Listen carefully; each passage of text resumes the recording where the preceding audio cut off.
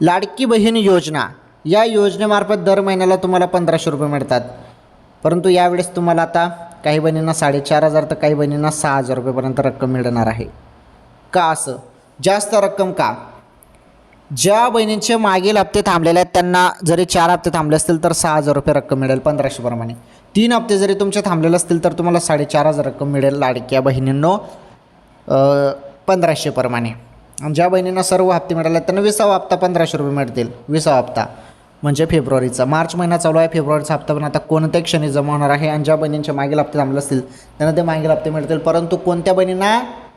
ज्या बहिणीने KYC दुरुस्ती केली त्याच बहिणींना. भरपूर बहिणींनी KYC दुरुस्ती अजूनपर्यंत केलेली नाही, मग त्या बहिणींचा हप्ता थांबवला जाऊ शकतो. परंतु लवकरात लवकर तुम्ही KYC दुरुस्ती करून घ्या बहिणींनो, मग तुम्हाला पण हप्ते मिळून जातील जेवढे पण तुमचे थांबलेले हप्ते असतील ते. आलं लक्षात? तर हे सर्वांना करावंच लागणार आहे. असं नाही की आम्हाला करावं लागणार नाही, सर्वांनाच करावं लागणार दुरुस्ती ज्यांचे हप्ते बाकी आहेत त्यांना.